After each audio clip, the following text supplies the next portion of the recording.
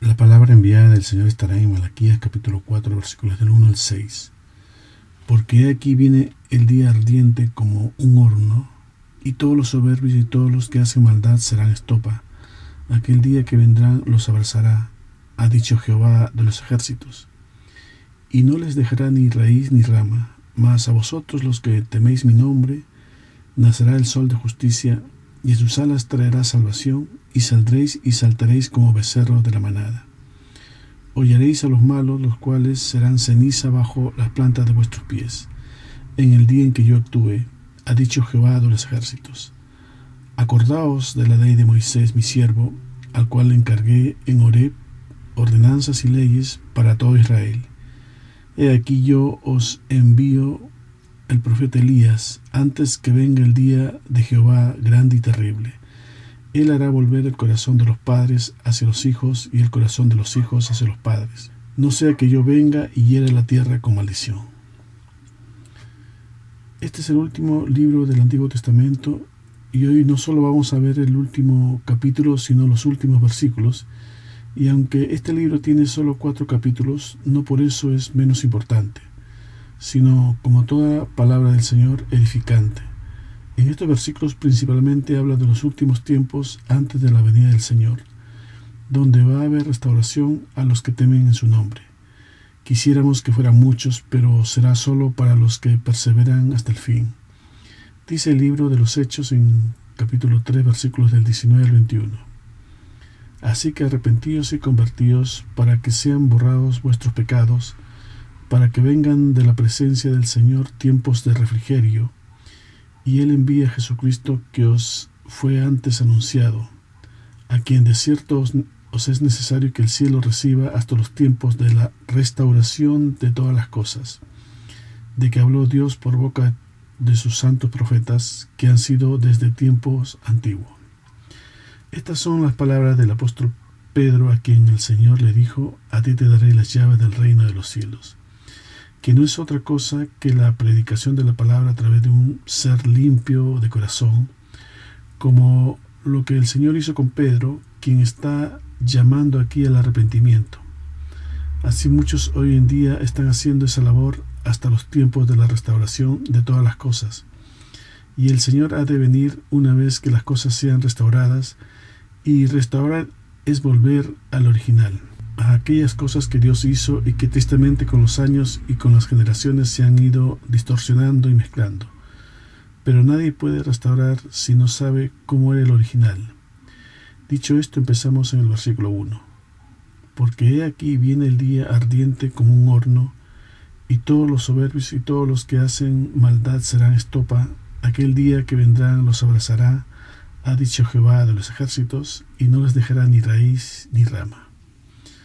Viene el día, dice el Señor, porque deseaba que su pueblo recordara que Él tiene el poder para corregir todos los males y recompensar todo lo bueno, porque veía en su grey un desánimo por la aparente prosperidad de los impíos y la poca importancia de servirle al Señor. Dice después ardiente como un horno. Él le está hablando a los incrédulos. Y aunque también Dios prometió fuego para su pueblo, para los que no se arrepienten, los que no obedecen a su palabra, veamos un ejemplo en Malaquías capítulo 2, versículos del 1 al 3. Ahora pues, oh sacerdotes, para vosotros es este mandamiento: si no oyereis y si no decidís de corazón dar gloria a mi nombre, ha dicho Jehová de los ejércitos, enviaré maldición sobre vosotros y maldeciré vuestras bendiciones, y aún las he maldecido, porque no os habéis decidido de corazón. He aquí yo os dañaré la sementera, y os echaré al rostro el estiércol de vuestros animales sacrificados, y seréis arrojados juntamente con él. Hay una gran diferencia entre el fuego refinador aplicado al pueblo de Dios y el fuego abrasador contra los que no creen. Dice después: todos los que hacen maldad serán estopa. Los incrédulos no podrán resistir el juicio de Dios. La estopa es la parte inutilizable del lino y dura solo unos momentos si se arroja al fuego.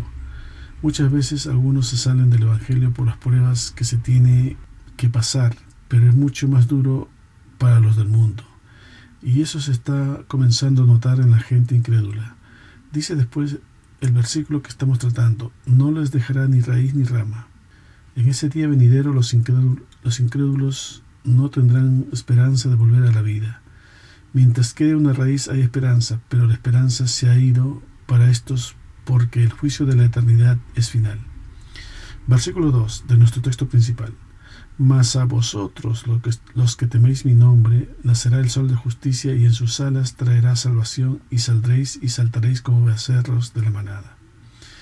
En el versículo anterior Dios prometió un juicio de fuego para los soberbios, pero Dios también dijo que los que teméis mi nombre serán salvos, a través de Cristo, que nacerá en nuestro corazón para traer salvación. Dice Salmos capítulo 84, versículo 11: porque sol y escudo es Jehová, gracia y gloria dará Jehová. No quitará el bien a los que andan en integridad.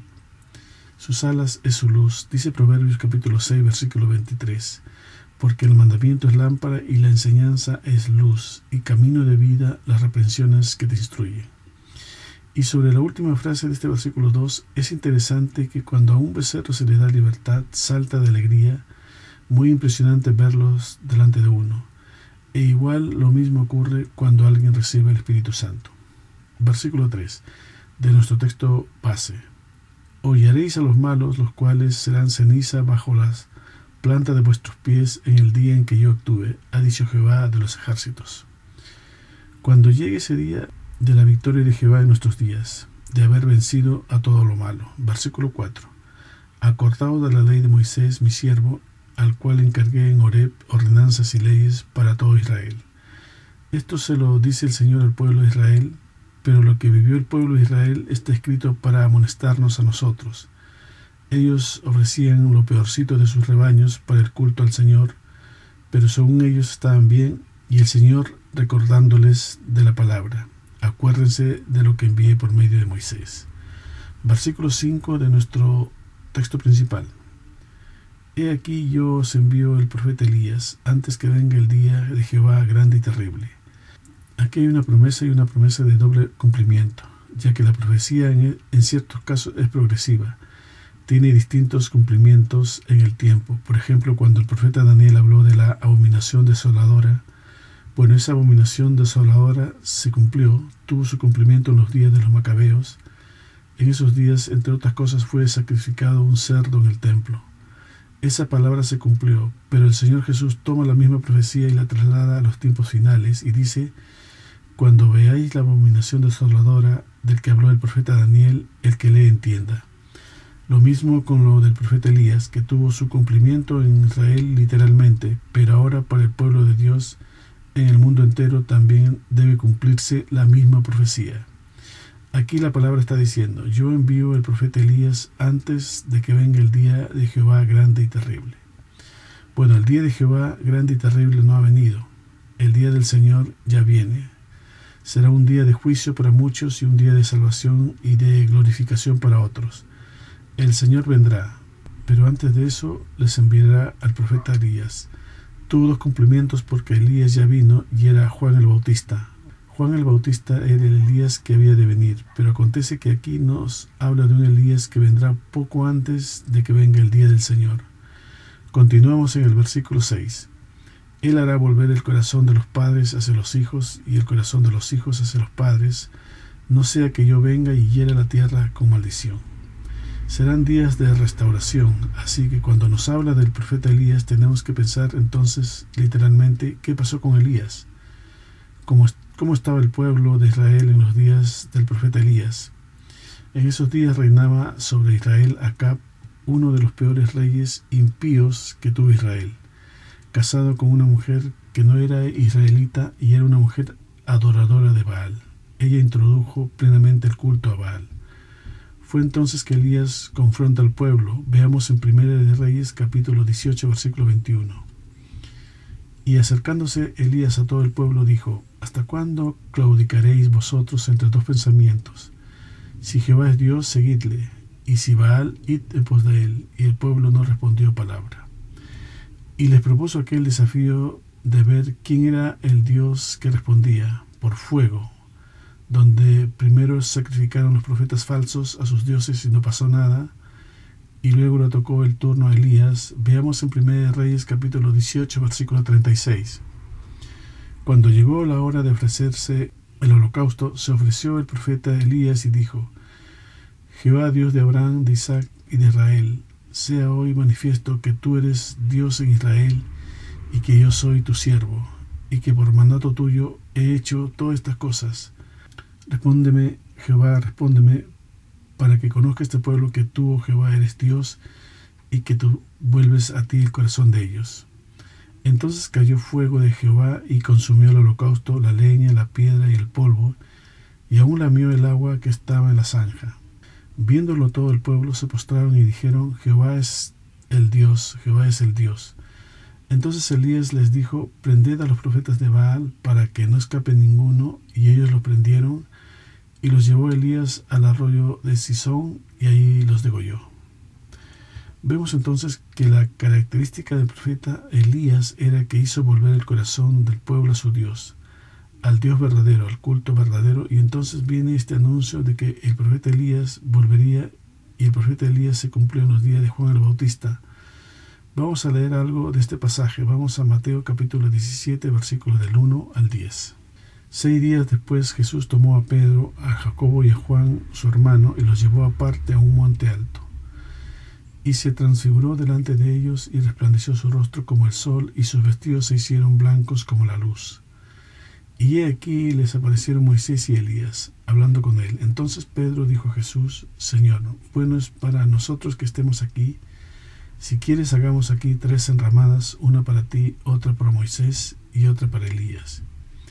Mientras él aún hablaba, una nube de luz los cubrió, y he aquí una voz desde la nube que decía: Este es mi Hijo amado, en quien tengo complacencia. A él oíd. Al oír esto, los discípulos se postraron sobre sus rostros y tuvieron gran temor. Entonces Jesús se acercó y les tocó y dijo: Levantaos y no temáis. Y alzando ellos los ojos, a nadie vieron sino a Jesús solo. Cuando descendieron del monte, Jesús les mandó diciendo: No digáis a nadie la visión hasta que el Hijo del Hombre resucite de los muertos. Entonces sus discípulos le preguntaron diciendo: ¿Por qué pues dicen los escribas que es necesario que Elías venga primero? Vemos aquí la manifestación glorificada del Señor Jesucristo, donde aparecen nuevamente Moisés y Elías que están hablando con él. En la última parte dice que los escribas decían que tenía que venir el Elías primero. Ellos eran los entendidos en la Escritura, sabían que Elías tenía que venir primero. Siguiendo en Mateo capítulo 17, versículo 11. Respondiendo Jesús les dijo: A la verdad Elías viene primero y restaurará todas las cosas. Entonces Elías viene primero con el ministerio de restauración. Dice Mateo capítulo 17, versículos del 12 al 13. Mas os digo que Elías ya vino y no le conocieron, sino que hicieron con él todo lo que quisieron. Así también el Hijo del Hombre padecerá de ellos. Entonces los discípulos comprendieron de que les había hablado de Juan el Bautista. Vemos que el Señor está dando testimonio de que Elías vino, y ese cumplimiento es justamente Juan el Bautista, quien vino a preparar el corazón del pueblo para que recibiese al Mesías, y cumplió ese ministerio de restauración, de volver el corazón del pueblo hacia la verdad, hacia el verdadero Mesías de Israel. Pero aquí el Señor está diciendo: Elías viene primero y restaurará todas las cosas. Y cuando dice esta palabra, Juan ya vino, ya es pasado, y él está hablando de que Elías viene y restaurará todas las cosas. Está hablando en futuro. Ahora vamos a ver también que el libro de Apocalipsis nos habla de Elías. Dice Apocalipsis capítulo 11, versículos del 3 al 5. Y daré mis 2 testigos que profeticen por 1260 días, vestidos de cilicio. Estos testigos son los 2 olivos y los 2 candeleros que están delante del Dios de la tierra. Si alguno quiere dañarlos, sale fuego de la boca de ellos y devora a sus enemigos. Y si alguno quiere hacerles daño, debe morir él de la misma manera. Vestirse de cilicio habla de un corazón humillado y en aflicción. Luego dice el versículo 6: Estos tienen poder para cerrar el cielo, a fin de que no llueva en los días de su profecía. Esto habla de Elías. No llovió en sus días por 3 años y medio. No llovió sino por la palabra de Elías. Había una gran hambre porque no llovía, y si no llovía no podía haber siembra, no podía haber cosecha, y por lo tanto vino una gran hambruna. Y esto se está hablando de una falta de alimento. Si lo ve espiritualmente, eso tiene que ver con una falta de la palabra de Dios. No habrá palabra de Dios, que es el alimento del pueblo de Dios. Y dice el versículo 6, la segunda parte, y tienen poder las aguas para convertirlas en sangre y para herir a la tierra con toda plaga cuantas veces quiera. Y eso me habla de Moisés. Entonces vean cómo se repite este patrón de lo que se espera en los tiempos de la restauración. Es la manifestación de estos dos testigos. Pero ¿por qué dos testigos? Porque uno es la palabra y otro es el Espíritu. Moisés representa la ley, la palabra de Dios, y Elías es el Espíritu de Dios. Veamos en Lucas capítulo 1, versículos del 13 al 17. Pero el ángel le dijo: Zacarías, no temas, porque tu oración ha sido oída, y tu mujer Elizabeth te dará a luz un hijo, y llamarás a su nombre Juan, y tendrás gozo y alegría, y muchos se regocijarán de su nacimiento, porque será grande delante de Dios. No beberá vino ni sidra, y será lleno del Espíritu Santo, aún desde el vientre de su madre, y hará que muchos de los hijos de Israel se conviertan al Señor Dios de ellos, e irá delante de él con el espíritu y el poder de Elías, para hacer volver los corazones de los padres a los hijos, y de los rebeldes a la prudencia de los justos, para preparar al Señor un pueblo bien dispuesto. Se entiende que el poder no era de Elías, era del espíritu que estaba en Elías. Entonces serán los testigos que vendrán con el espíritu de Elías, restaurando con la palabra de Dios. Entonces, cuando hablamos de restauración, necesitamos pensar en abrir el corazón, que sea lleno de la palabra de Dios, practicando en el diario vivir como era la iglesia primera. Dice Hechos capítulo 8, versículos del 5 al 7. Entonces Felipe, descendiendo a la ciudad de Samaria, les predicaba a Cristo, y la gente unánime escuchaba atentamente las cosas que decía Felipe, oyendo y viendo las señales que hacía, porque de muchos que tenían espíritus inmundos salían estos dando grandes voces, y muchos paralíticos y cojos eran sanados, así que había un gran gozo en aquella ciudad. Este era un evangelista que el Señor envía con el poder del Espíritu Santo, porque Dios confirma su palabra con las señales que la siguen. Ahora saltemos a Hechos capítulo 8, versículos del 12 al 15. Pero cuando creyeron a Felipe, que anunciaba el evangelio del reino de Dios y el nombre de Jesucristo, se bautizaron hombres y mujeres. También creyó Simón mismo, y habiéndose bautizado estaba siempre con Felipe. Y viendo las señales y grandes milagros que se hacía, estaba atónito. Cuando los apóstoles que estaban en Jerusalén oyeron que Samaria había recibido la palabra de Dios, enviaron allá a Pedro y a Juan, los cuales, habiendo venido, oraron por ellos para que recibiesen el Espíritu Santo. Entonces vemos a Felipe que está predicando en Samaria. El Señor lo respalda con señales y prodigios. Todos están maravillados de los milagros que se hacen, y muchos están recibiendo al Señor. Se bautizan hombres y mujeres. Cuando se entere la iglesia de Jerusalén que Samaria recibió la palabra de Dios, envían a 2 apóstoles para que reciban el Espíritu Santo. Así que cuando hablamos de restauración, esto es el original, no nuestros pensamientos, no nuestras interpretaciones. No, aquí hay una iglesia que recibió al Señor Jesucristo, creyendo en su nombre, se bautizaron en su nombre y no tienen el Espíritu Santo. Hoy día pensamos que porque se recibió el Señor, se recibe el Espíritu Santo. Son dos cosas totalmente diferentes. Se deben convertir a la Escritura y no a la iglesia. No se puede hacer la obra del Señor a medias. La obra del Señor es completa. Él quiere una iglesia llena del Espíritu Santo, pero también una iglesia lavada por la palabra de Dios. Una iglesia lavada, limpia, corazones limpios por la palabra de Dios. Entonces nos aparecen Moisés y Elías, 2 etapas que debe vivir la iglesia. Por eso crean en las Escrituras, a lo que el Señor dice, porque lo que diga el hombre puede ser cierto como puede no ser cierto. Pero lo que dice el Señor es invariable, no cambiará jamás. Por lo tanto, una fe firme, sólida, que está basada en la palabra de Dios y no en los que dicen los hombres. Veamos un ejemplo. Vayamos a 2 de Reyes, capítulo 15, versículos del 1 al 4. En el año 27 de Jeroboam, rey de Israel, comenzó a reinar Azarías, hijo de Amasías, rey de Judá. Cuando comenzó a reinar era de 16 años y 52 años reinó en Jerusalén. El nombre de su madre fue Jecolías de Jerusalén, e hizo lo recto ante los ojos de Jehová, conforme a todas las cosas que su padre Amasías había hecho. Con todo eso, los lugares altos no se quitaron porque el pueblo sacrificaba aún y quemaba incienso en los lugares altos. Fíjese que dice, hizo lo recto ante los ojos de Jehová, pero lo que dice después, conforme a todas las cosas que su padre Amasías se había hecho. Esto podemos compararlo hoy en día con una iglesia denominacional y un pastor recto que honestamente sirve al Señor, enseña todo lo que sabe. Luego viene su sucesor, que generalmente es el hijo del pastor, pero como aprendió del evangelio de su padre, entonces se enseña las mismas cosas que aprendió de su padre. Así que también hizo lo recto ante los ojos del Señor conforme a su padre. Un pequeño detalle en el versículo 4.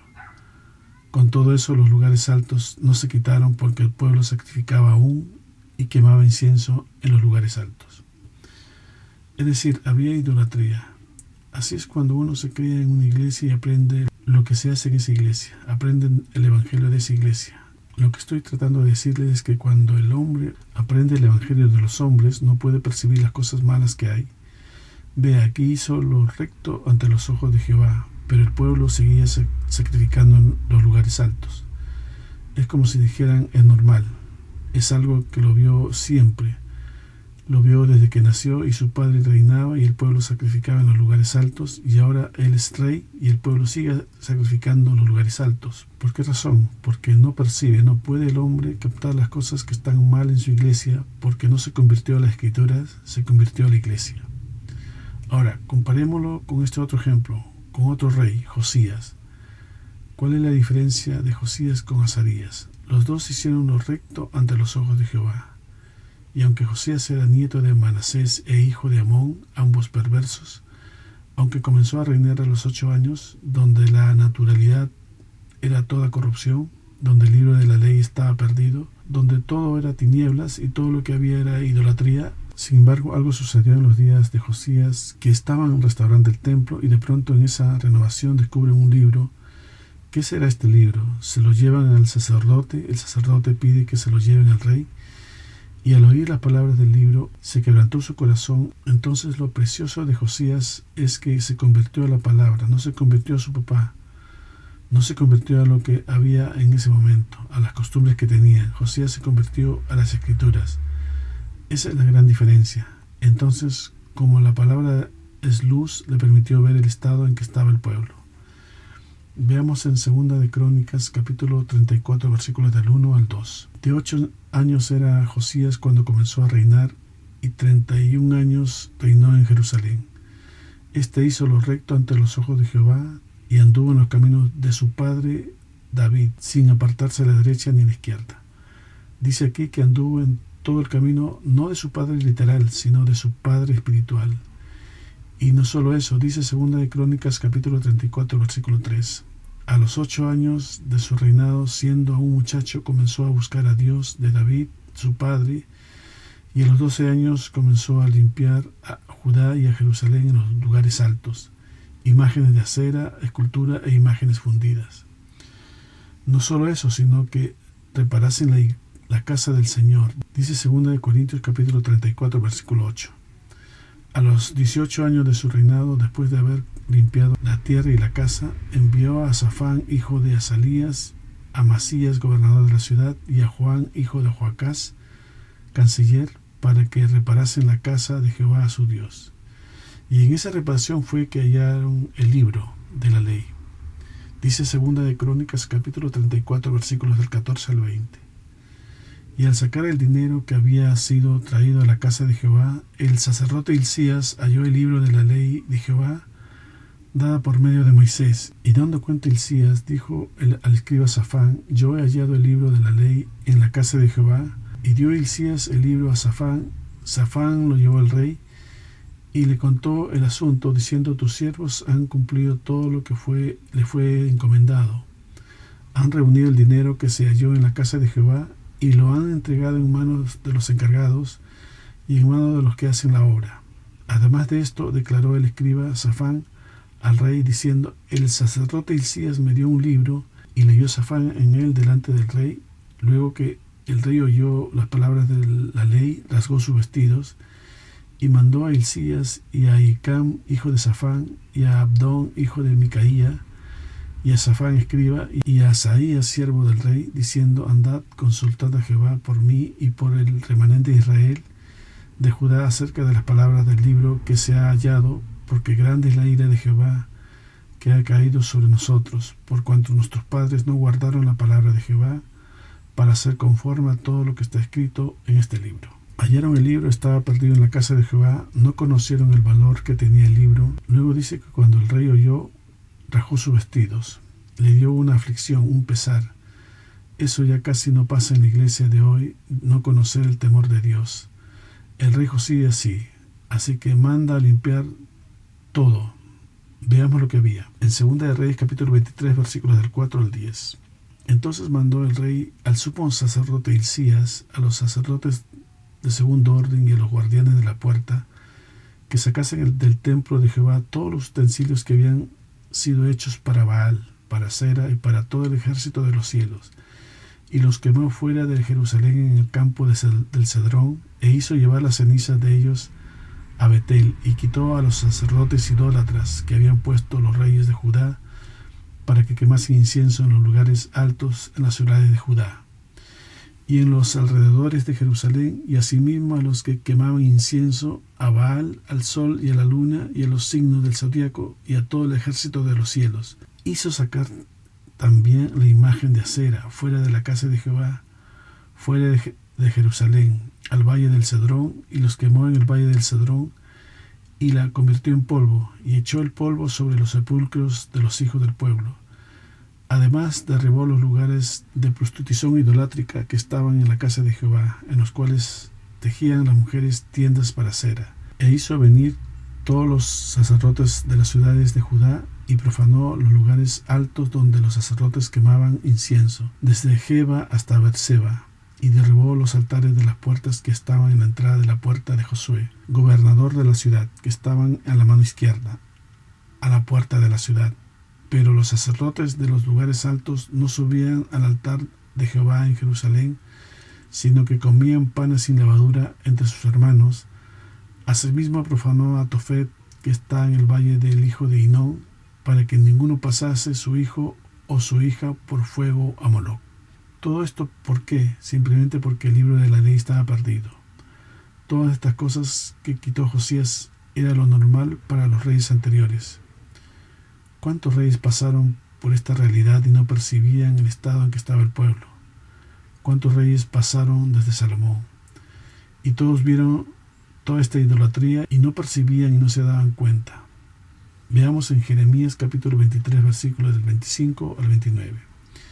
Yo he oído lo que aquellos profetas dijeron, profetizando mentira en mi nombre, diciendo: soñé, soñé. ¿Hasta cuándo estará esto en el corazón de los profetas que profetizan mentira y que profetizan el engaño de su corazón?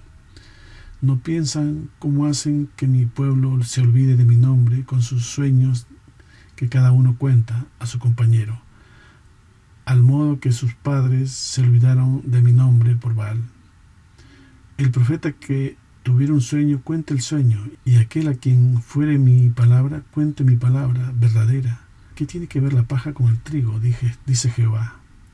¿No es mi palabra como fuego, dice Jehová, y como martillo que quebranta la piedra? El Señor nos dice que los de limpio corazón verán a Dios. Si quieres dejarte lavar el corazón, renuncia a todo lo que no está escrito. Tienes que estar dispuesto a que el Señor saque todo lo que Él no mandó. Por eso los dones que el Señor ha dado es para que edifique. Dice Romanos capítulo 12, versículo 3. Si alguno tiene el don de profecía, úsese conforme a la medida de fe, o si de servicio en servir, el que enseña en la enseñanza, todo conforme a la gracia de Dios. Porque en ello Dios es glorificado, porque Dios recibe gloria por las cosas que Él hace, no por las cosas que hace el hombre.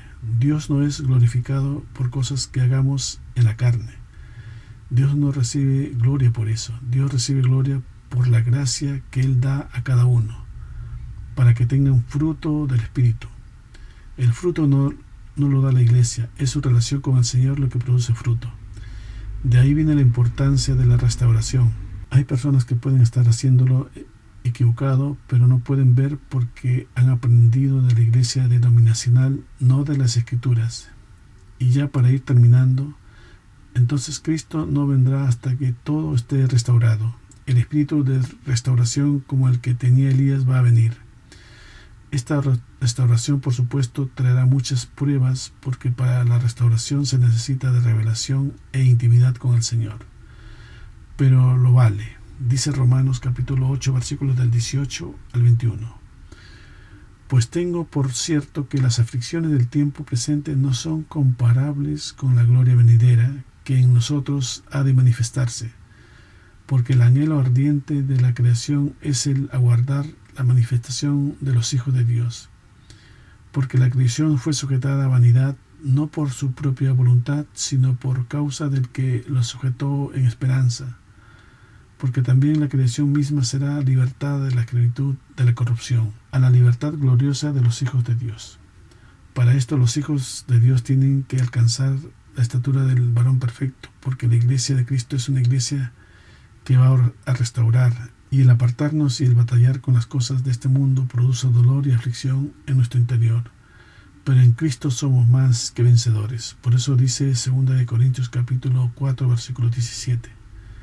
Porque esta leve tribulación momentánea produce en nosotros un cada vez más excelente y eterno peso de gloria. Amén.